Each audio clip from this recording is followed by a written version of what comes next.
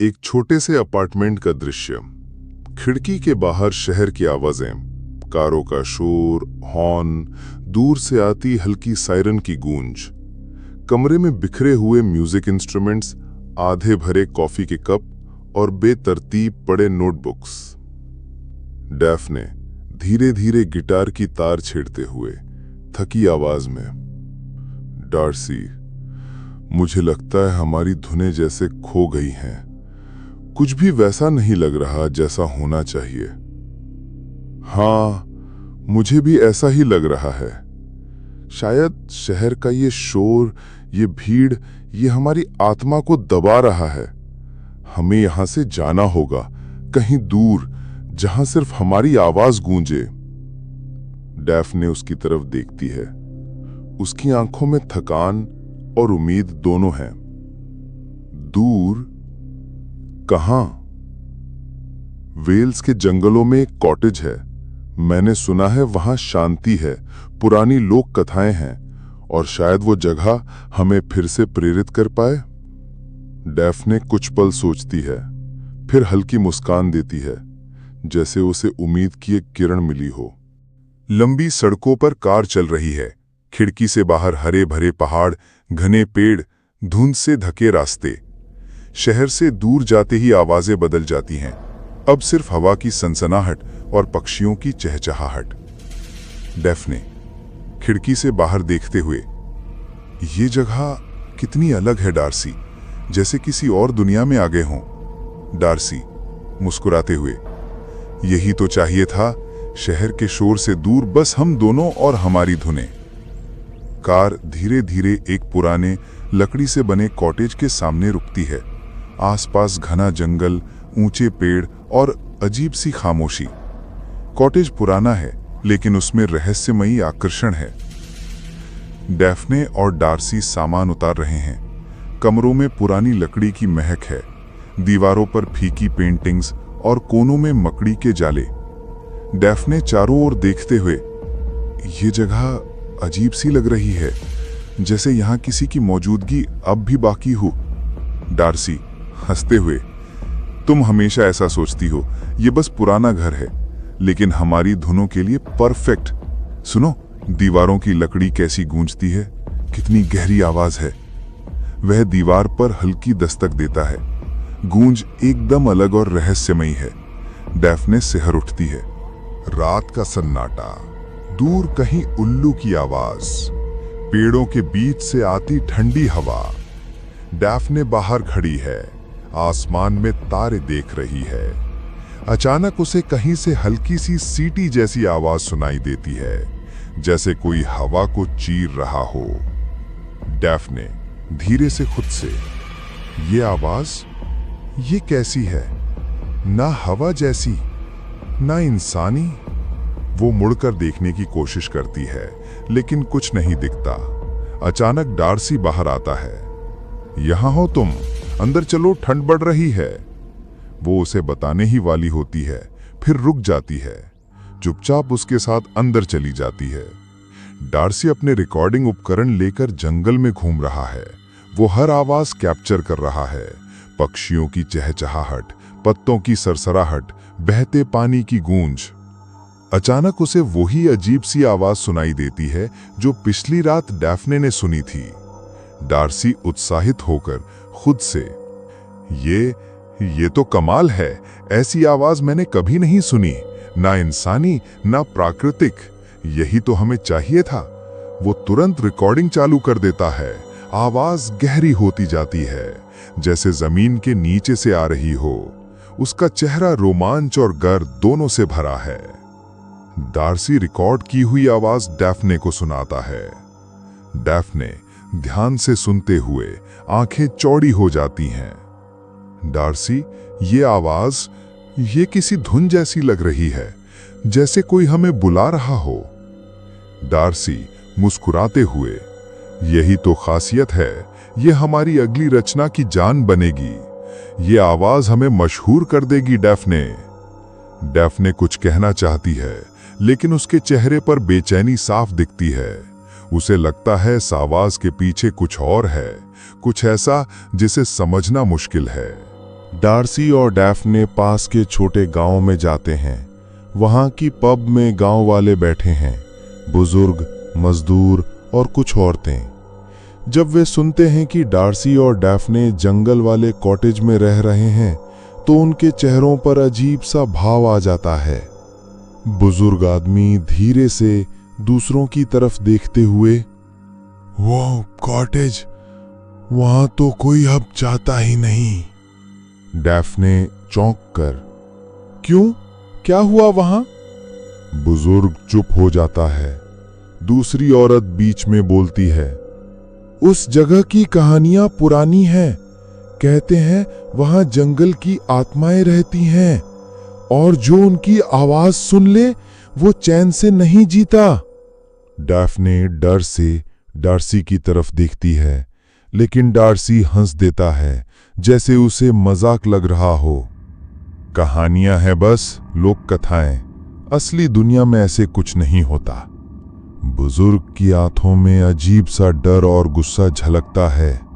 वो धीरे धीरे कहता है, अगर आवाज सुनी है तो याद रखना, वो आवाज तुम्हें छोड़ने वाली नहीं है। डैफ्ने बिस्तर पर लेटी है, सोने की कोशिश कर रही है। अचानक फिर वही अजीब आवाज आती है, अब पहले से भी गहरी और करीब। वो हड़बड़ा कर उठ जाती है, खिड़की से बाहर झांकती है। दूर जंगल में उसे हल्की सी रोशनी दिखती है, जैसे कोई आग जल रही हो। डैफ्ने धीरे से कांपते हुए, डार्सी उठो, वहां देखो। डार्सी आधी नींद में उठता है, लेकिन उसे कुछ नहीं दिखता। वो डैफ्ने को शांत करने की कोशिश करता है। ये सब तुम्हारे मन का भ्रम है डैफ्ने, तुम बहुत थक गई हो, सो जाओ। लेकिन डैफ्ने को यकीन है कि उसने कुछ देखा है। उसका चेहरा डर से सफेद पड़ चुका है। डैफ्ने खिड़की से बाहर देख रही है। रात की देखी रोशनी अब नहीं है, लेकिन पेड़ों की परछाइयां अभी भी उसे अजीब लग रही हैं। डैफ्ने धीरे से खुद से, क्या मैं सच में पागल हो रही हूं, या ये जगह सच में हमें कुछ दिखाना चाहती है? डार्सी कमरे में आता है, हाथ में रिकॉर्डिंग टेप लिए हुए। उसकी आंखों में अजीब सी चमक है, जैसे उसने कोई खजाना पा लिया हो। डार्सी, डैफ्ने, तुम विश्वास नहीं करोगी, कल रात मैंने फिर से वो आवाज रिकॉर्ड की है और इस बार वो और भी साफ है। सुनो। वो टेप चलाता है। कमरे में वही गहरी रहस्यमयी ध्वनि गूंजती है। डैफ्ने कांप उठती है। डार्सी, इसे बंद करो, ये आवाज मुझे डराती है, जैसे ये हमारी नहीं किसी और की है। डार्सी हंसते हुए दीवानेपन में, यही तो खासियत है, यही मौलिकता है। सोचो, जब दुनिया इसे सुनेगी तब सब जानेंगे कि हमने कुछ ऐसा बनाया है जो किसी ने पहले कभी नहीं किया। डैफ्ने चुप हो जाती है, लेकिन उसकी आंखों में बेचैनी साफ झलकती है। डार्सी फिर अपने उपकरण लेके जंगल में गया है। वो हर कोने में उस आवाज को ढूंढ रहा है। अचानक उसे एक छोटा सा गड्ढा दिखाई देता है, जैसे कोई फंदा, खरगोश पकड़ने वाला।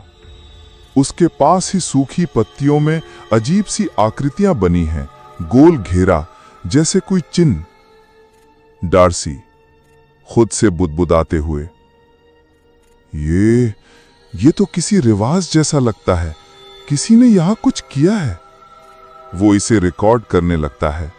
तभी दूर से वही आवाज फिर सुनाई देती है, इस बार पहले से और गहरी। डार्सी पागलों की तरह उसे पकड़ने की कोशिश करता है। डैफ्ने पियानो पर बैठी है। वो कोशिश कर रही है कुछ नया बजाने की, लेकिन हर धुन बीच में टूट जाती है। अचानक उसकी उंगलियां अपने आप उसी लय पर चलने लगती हैं जो उस रहस्यमयी आवाज से मेल खाती है। वो घबरा जाती है और बजाना बंद कर देती है। ये मेरे अंदर कैसे आ गया? वो पियानो का ढक्कन बंद कर देती है। तभी खिड़की से उसे लगता है कोई उसे देख रहा है। वो अचानक बाहर झांकती है, पर वहां कोई नहीं है। सिर्फ पेड़ों की परछाइयां हिल रही हैं। डैफ्ने अकेली गांव की तरफ जा रही है। उसे किसी से बात करनी है। रास्ते में एक बुजुर्ग औरत मिलती है, वही जो पब में थी। आपने कहा था उस कॉटेज में आत्माएं हैं, क्या सचमुच ऐसा है? औरत धीरे धीरे उसकी तरफ देखती है। उसकी आंखों में गहराई है। वो आवाज अगर तुमने सुन ली है तो अब उससे बचना मुश्किल है। वो जंगल के पुराने मालिक हैं, टिल विथ टिग, परियों का समूह। वे इंसानों को बहकाते हैं। जो उनकी धुन को अपनाता है वो अपना आपा खो देता है। तो हमें क्या करना चाहिए? औरत बस सिर हिला देती है और धीरे से कहती है, देर हो चुकी है। अब तुम्हें देखना होगा कि वो तुम्हें कहां ले जाती है। डैफ्ने स्तब्ध रह जाती है। औरत धीरे धीरे अंधेरे में गायब हो जाती है। डैफ्ने लौटती है। डार्सी अपने उपकरणों में डूबा हुआ है। उसके चेहरा थका हुआ, आंखें लाल लेकिन जुनून से भरी हुई हैं। डैफ्ने, मैंने कुछ खोज लिया है। ये आवाज, ये हमें रास्ता दिखा रही है। देखो, जब मैं इसे उल्टा चलाता हूं तो इसमें और भी धुन निकलती है। वो टेप उल्टा चलाता है। आवाज अब किसी इंसानी फुसफुसाहट जैसी लगती है, जैसे कोई धीरे से कुछ बोल रहा हो। डैफ्ने के चेहरे का रंग उड़ जाता है। बस करो डार्सी, ये पागलपन है। ये संगीत नहीं, ये कुछ और है। तुम समझती क्यों नहीं? यही हमारा उद्धार है। यही हमें दुनिया के सामने लाएगा। डैफ्ने आंसू रोकने की कोशिश करती है। वो जानती है कि डार्सी धीरे धीरे इस आवाज के जाल में फंस रहा है। डैफ्ने लकड़ी काटने बाहर जाती है। तभी पेड़ों के बीच उसे एक अजीब हरकत दिखती है। एक किशोर लड़का लगभग 15-16 साल का पेड़ के पीछे खड़ा है। उसकी आंखें गहरी, चेहरा फीका और मुस्कान अजीब। कौन हो तुम? लड़का धीरे धीरे सामने आता है। उसकी चाल में अजीब ठहराव है, जैसे वो इस दुनिया का नहीं है। मैं तुम्हें देख रहा था। तुम यहां नए हो। ये जंगल तुम्हें पसंद आया? तुम यहां रहते हो? तुम्हें डरने की जरूरत नहीं। मैं यहां का हूं और मैं जानता हूं कि तुमने भी वो आवाज सुनी है। डैफ्ने का दिल जोर से धड़कने लगता है। वो कुछ कहने ही वाली होती है, तभी डार्सी बाहर आता है। लड़का पीछे हटकर पेड़ों में गायब हो जाता है। किससे बात कर रही थी? वहां एक लड़का था, वो हमसे बात कर रहा था। डार्सी चारों ओर देखता है, लेकिन वहां कोई नहीं है। वो सिर हिलाता है। ये सब तुम्हारे दिमाग का खेल है डैफ्ने। लेकिन डैफ्ने जानती है कि उसने उसे सच में देखा था। डैफ्ने बिस्तर पर लेटी है। खिड़की से बाहर वही किशोर लड़का दिखाई देता है। इस बार वो और करीब खड़ा है।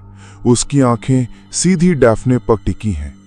डैफ्ने चिल्लाने की कोशिश करती है, लेकिन आवाज उसके गले में अटक जाती है। लड़का मुस्कुराता है और धीरे धीरे उंगली होठों पर रखता है, जैसे कह रहा हो, चुप रहो। डैफ्ने पसीने से भीग जाती है। अचानक वो आंखें खोलती है और खिड़की पर कोई नहीं है, जैसे सब सपना हो।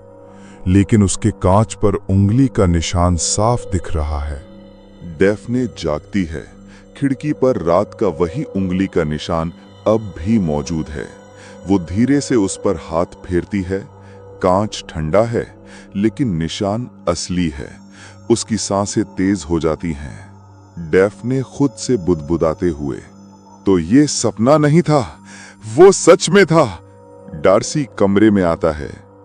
उसके हाथ में फिर से रिकॉर्डिंग टेप है। उसकी आंखें और भी थकी और पागलपन से भरी लग रही हैं। डार्सी, ये सुनो, मैंने फिर एक नई परत पकड़ी है। ये आवाज जैसे किसी ने जानबूझकर छिपाई हो। कोई रहस्य है इसमें। डैफ्ने उसे रोकने की कोशिश करती है, लेकिन डार्सी अब लगभग बहरे जैसा हो गया है, सिर्फ उस आवाज में खोया हुआ। डैफ्ने अकेले जंगल में चल रही है। उसकी नजरें चारों तरफ घूम रही हैं, जैसे किसी को ढूंढ रही हो। अचानक पीछे से आवाज आती है। वही किशोर लड़का खड़ा है, मुस्कुराता हुआ। तुम्हें यकीन हो गया ना कि मैं असली हूं? मैंने कहा था, मैं यहां का हूं। तुम कौन हो और ये सब क्या है? ये जंगल हमारा है। तुम्हें बुलाने वाला भी हम ही हैं। वो आवाज तुम्हारे पति को खा रही है और जल्द ही तुम्हें भी। डैफ्ने पीछे हटती है। उसका चेहरा पीला पड़ जाता है। लड़का अचानक हंसने लगता है।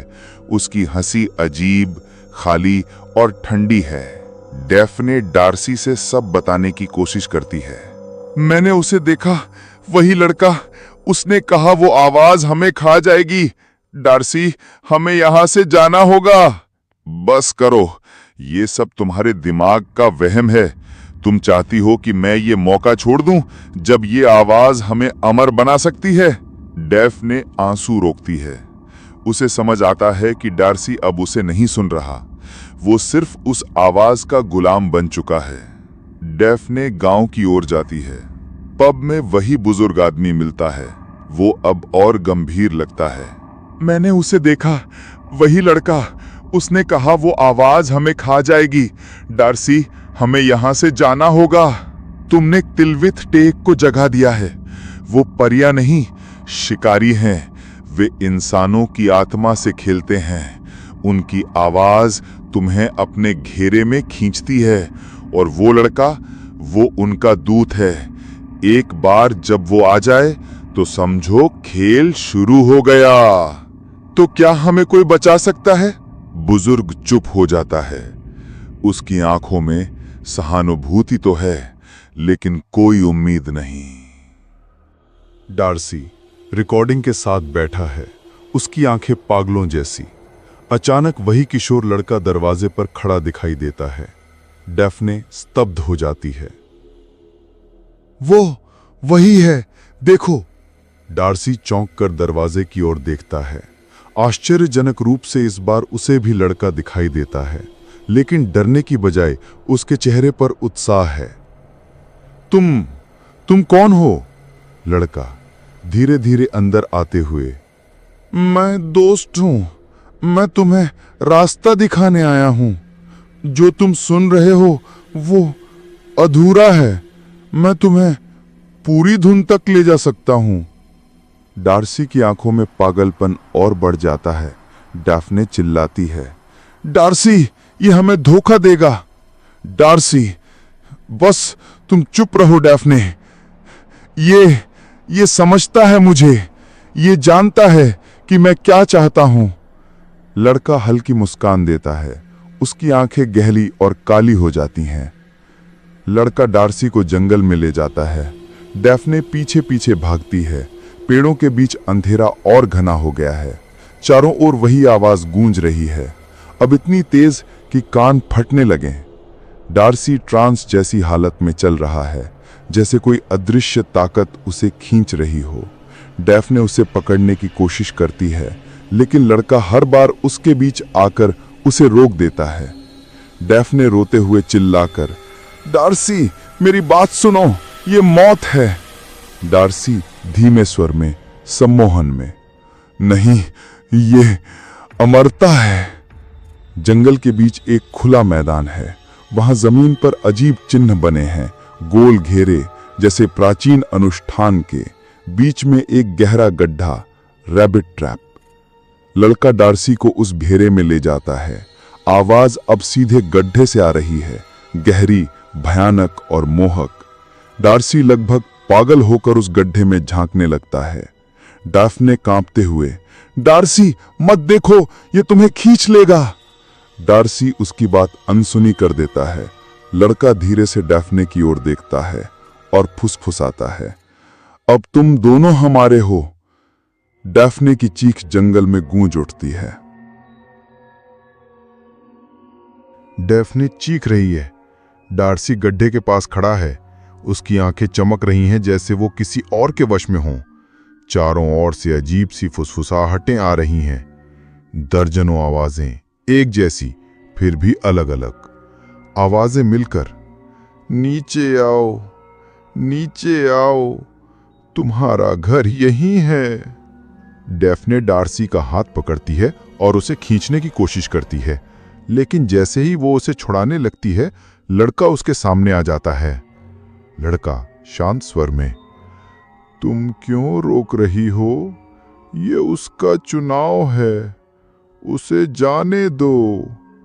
डेफ्ने उससे और डर में, ये चुनाव नहीं, ये धोखा है, तुम उसे मार डालोगे।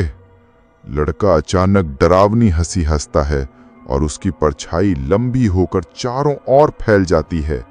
उसके चेहरे पर मासूमियत की जगह अब विकृत, गलभग दानवीय हाव भाव हैं। डार्सी झुककर गड्ढे में देख रहा है। नीचे सिर्फ अंधेरा है, लेकिन बीच बीच में लाल आंखें चमकती दिखाई देती हैं, जैसे सैकड़ों जीव नीचे छिपे हों। डार्सी मोहित होकर, डेफ्ने देखो, ये हमें बुला रहे हैं, ये हमें कुछ देना चाहते हैं। डेफ्ने चिल्लाकर, नहीं, ये तुम्हें खा जाएंगे। अचानक गड्ढे से धुआं उठने लगता है। उस धुएं में डेफ्ने को अजीब दृश्य दिखते हैं। इंसानों की परछाइयां जो गड्ढे में खींची जा रही हैं और फिर उनकी जगह खाली खोल बचते हैं। डेफ्ने पूरी ताकत से डार्सी को खींचकर गड्ढे से दूर ले जाती है, लेकिन लड़का अब विकृत रूप धारण कर चुका है। उसकी आवाज अब कई सुरों में एक साथ गूंज रही है। वो हमारा है, उसे छोड़ दो। डेफ्ने पास पड़ी लकड़ी उठाकर लड़के की ओर वार करती है। लकड़ी उसके शरीर से टकराती है, लेकिन उसके आर पार चली जाती है, जैसे वो धुआं हो। लड़का फिर हंसता है। डेफ्ने डर कर, हे भगवान, ये असली नहीं, ये एक छाया है। अचानक जंगल बदलने लगता है। पेड़ मुड़कर अजीब आकार लेने लगते हैं। चारों ओर से आवाजें और तेज हो जाती हैं। भाग नहीं सकती, अब तुम भी हमारी हो। डेफ्ने भागने की कोशिश करती है, लेकिन उसे लगता है कि पेड़ उसके चारों ओर दीवार बना रहे हैं। जमीन से हाथ जैसी जड़ें निकलकर उसके पैरों को पकड़ने लगती हैं। वो चीखती है, लेकिन उसी पल डार्सी उसका हाथ पकड़कर उसे खींच लेता है। आश्चर्यजनक रूप से अभी भी उसमें उसका कुछ अंश बाकी है। डेफ्ने, भागो, जल्दी भागो। लड़का डार्सी की ओर इशारा करता है। उसकी आंखें चमक रही हैं। तुम्हें रहना होगा, तुम्हारे बिना द्वार नहीं खुलेगा, तुम ही तो कुंजी हो। डार्सी कांपता है। उसे एहसास होता है कि वो फंस चुका है। डेफ्ने उसके हाथों को कसकर पकड़ लेती है। नहीं, मैं तुम्हें अकेला नहीं छोड़ूंगी। डेफ्ने, मैं तुमसे प्यार करता हूं, लेकिन अगर तुम रुकी तो वो तुम्हें भी ले लेंगे। वो जोर से डेफ्ने को पीछे धकेल देता है। डेफ्ने जमीन पर गिरती है। लड़का मुस्कुराकर डार्सी के पास आता है। गड्ढे से अचानक एक तेज चीख उठती है। धरती कांपने लगती है। चारों ओर से परछाइयां निकलती हैं। बिना चेहरे वाले जीव जिनके हाथ लंबे और नुकीले हैं, वो डार्सी को पकड़ लेते हैं। डार्सी! वो उसकी ओर देखता है। उसकी आंखों में आखिरी बार इंसानियत झलकती है। भागो डेफ्ने, प्लीज। इसके बाद परछाइयां उसे गड्ढे में खींच लेती हैं। उसकी चीख अंधेरे में खो जाती है। डेफ्ने उठकर भागती है। जंगल उसके पीछे मुड़ता और बदलता है, लेकिन किसी चमत्कार से वो कॉटेज की ओर रास्ता खोज लेती है। उसकी सांसें तेज हैं, आंखों में आंसू हैं। वो पीछे मुड़कर देखती है। दूर गड्ढे से धुआं और लाल रोशनी उठ रही है। लड़के की हंसी जंगल में गूंज रही है। लड़का दूर से गूंजते हुए, तुम बच नहीं सकती, ये तो बस शुरुआत है। डेफ्ने कांपते हुए कॉटेज में पहुंचती है। वो जमीन पर गिर जाती है। उसकी आंखों में सदमे की हालत है। वो खाली निगाहों से टेप रिकॉर्डर को देखती है जो अब भी चल रहा है। रिकॉर्डिंग से वही आवाज आ रही है, लेकिन इस बार उसमें डार्सी की आवाज भी घुली हुई है, जैसे वो अब उस जाल का हिस्सा बन चुका हो। रिकॉर्डिंग गूंजती हुई, डेफ्ने, हमारे साथ आओ। डेफ्ने चीख पड़ती है। स्क्रीन काली हो जाती है। डेफ्ने फर्श पर पड़ी है। उसका शरीर थका हुआ और आंखें सूजी हुई। टेप रिकॉर्डर अब भी चल रहा है, लेकिन आवाज बदल चुकी है। इसमें सिर्फ गार्सी की गूंज है, बीच बीच में उसका नाम पुकारती हुई। डैफ्ने, मैं यहीं हूं, बस आओ। डैफ्ने कांपते हुए टेप को बंद करने की कोशिश करती है, लेकिन बटन जाम हो चुका है, आवाज रुकते नहीं। डैफ्ने चिल्लाकर, बस करो। वो गुस्से में मशीन को फेंक देती है, लेकिन जैसे ही टेप टूटता है, खिड़की से वही रहस्यमयी हवा चलती है और उसके कानों में डार्सी की फुसफुसाहट और भी गहरी उतर जाती है। डैफ्ने गांव के पुराने चर्च पहुंचती है। वो सीधे उसी बुजुर्ग व्यक्ति को ढूंढती है जिसने पहले चेतावनी दी थी। बुजुर्ग अब थके हुए और चुप हैं। डैफ्ने बेचैन होकर, कृपया मुझे बताइए, मैं उसे कैसे बचाऊं? वो गड्ढे में चला गया, लेकिन उसकी आवाज अब भी मुझे पुकार रही है। बुजुर्ग गंभीर स्वर में, क्योंकि उसका शरीर तो गया, लेकिन आत्मा रैबिट ट्रैप की कैद में है। जब तक द्वार पूरी तरह बंद ना हो, वो तुम्हें भी खींच लेगा। डैफ्ने रोते हुए, तो मुझे क्या करना होगा? बुजुर्ग धीरे धीरे उसकी ओर बढ़ते हैं। बुजुर्ग, या तो तुम खुद को बलिदान करके उसे मुक्त कर सकती हो, या उस गड्ढे को हमेशा के लिए बंद कर सकती हो। लेकिन याद रखो, एक बार निर्णय लेने के बाद लौटने का रास्ता नहीं होगा। डैफ्ने की आंखें भय और दृढ़ निश्चय दोनों से भर जाती हैं। डैफ्ने मोमबत्ती और रस्सी के साथ जंगल लौटती है। पूरा जंगल अब जाग चुका है। पेड़ सरसराते नहीं बल्कि गूंजते हैं। हर जगह वही आवाज है। हर जगह डार्सी की परछाई झलकती है। वो रैबिट ट्रैप के गड्ढे तक पहुंचती है। वहां लड़का खड़ा है, मुस्कुराता हुआ। अब उसकी शक्ल पूरी तरह दानवी है, आंखें खोखली, दांत नुकीले। तो आखिरकार लौट आए। हम जानते थे तुम उसे बचाने आओगी। डैफ्ने गुस्से और आंसुओं के साथ बोलती है, अगर मुझे खुद को देना पड़ा तो मैं दूंगी, लेकिन उसे छोड़ दो। लड़का हंसता है।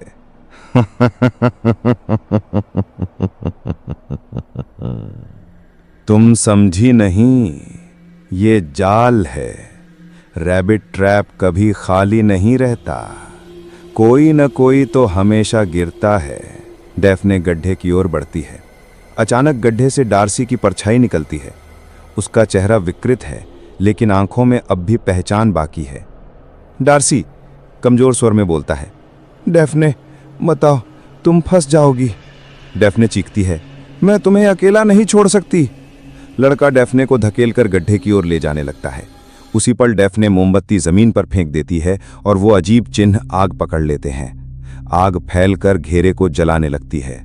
लड़का गुस्से में गरज कर बोलता है, नहीं, तुम दरवाजा बंद कर दोगी। डैफ्ने कांपती आवाज में चीखती है, अगर यही कीमत है तो मैं चुकाऊंगी। वह रस्सी अपनी कमर में बांधकर खुद को गड्ढे में झोंक देती है। आग चारों ओर फैल चुकी है। गड्ढे से भयानक चीख उठती है, सैकड़ों आत्माओं की एक साथ।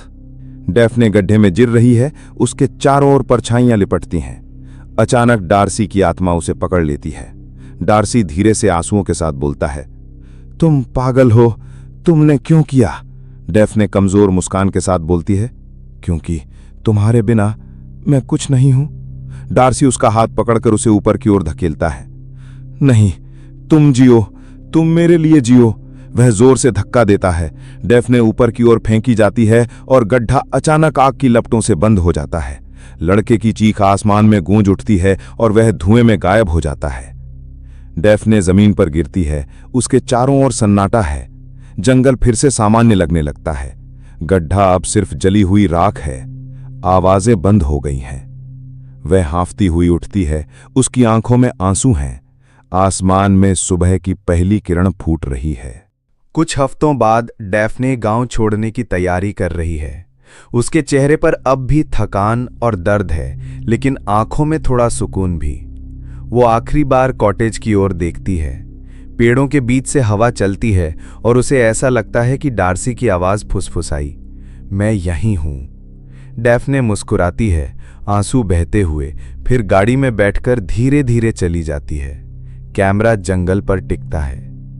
अंतिम शॉट, गड्ढे की राख में अचानक हल्की सी दरार बनती है और एक ठंडी हंसी गूंज उठती है। स्क्रीन काली हो जाती है।